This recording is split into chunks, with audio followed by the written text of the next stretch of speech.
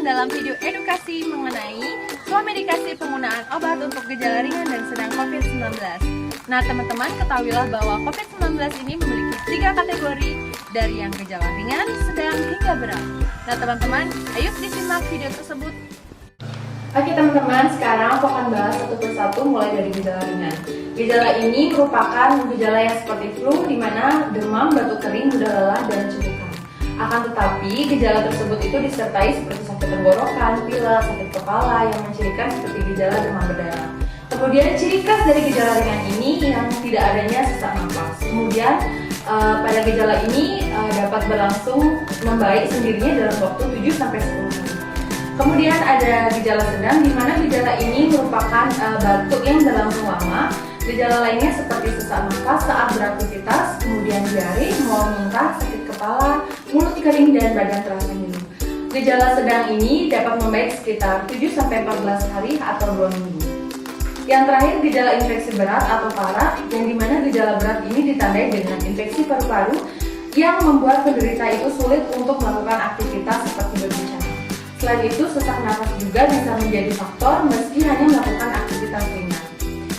Ketahuilah, gejala berat ini dapat merasakan hal-hal berikut seperti demam, demam yang tinggi menetap selama 7 hari, kemudian nyeri pada bibir, kulit wajah tampak kebiruan, serta kulit pucat, dan merasakan keringat dingin. Kemudian gejala berat ini akan dapat dialami seperti penderita yang lanjut usia, yang memiliki riwayat penyakit seperti penyakit paru-paru atau yang asma, kemudian gangguan jantung atau gagal jantung, dan obesitas. Sekian yang dapat saya sampaikan mengenai 3 kategori gejala COVID-19.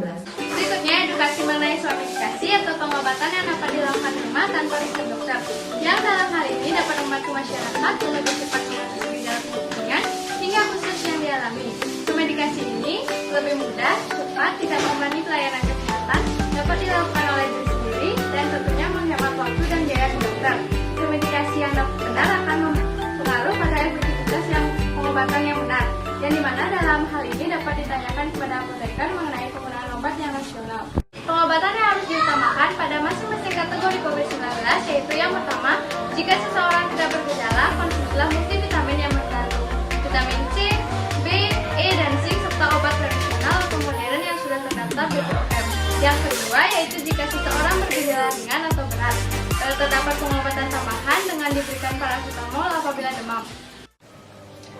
Selain jenis-jenis obat yang disampaikan tadi, bahwa perlu diingatkan kepada masyarakat pentingnya bagaimana cara menggunakan obat tersebut dengan baik dan benar, agar hasil terapi yang diinginkan itu menjadi lebih optimal. Agar penggunaan obat-obat COVID lebih rasional, maka ada beberapa hal yang perlu diperhatikan saat menggunakan obat-obat COVID-19 ini. Ya, di mana medikasi dipengaruhi oleh faktor kebiasaan sosial dan faktor tingkat pendidikan di masyarakat sekitar. Pada praktik medikasi, banyak kekeliruan yang terjadi di masyarakat seperti mendapatkan obat dengan cara yang tidak tepat, menggunakan obat yang tidak sesuai dengan aturan pemakaian, dan membuang obat dengan cara yang salah. Agar penggunaan obat tanpa resep dapat berjalan dengan aman dan efektif, masyarakat harus melaksanakan beberapa fungsi yang biasanya dilakukan secara profesional oleh dokter saat mengobati pasien dengan obat etikal ini. Oleh karena itu, pentingnya bagi masyarakat untuk mengetahui dan memahami cara cerdas dan bijak dalam mengkonsumsi obat agar efek terapi yang diharapkan menjadi lebih optimal dan efek sampingnya menjadi lebih minimal, yaitu melalui kegiatan sosialisasi cara medikasi dengan program Dagusibu. Adapun kepanjangan dari Dagusibu ini yaitu adalah DA, dapatkan obat di fasilitas yang tepat seperti pelayanan kesehatan seperti apotek dan rumah sakit. Gu, gunakan obat sesuai dengan aturan pemakaian. Si, simpanlah obat di tempat penyimpanan yang sesuai. Dan Bu, buanglah obat sesuai dengan aturan pemakaian dan buanglah obat dengan baik dan benar.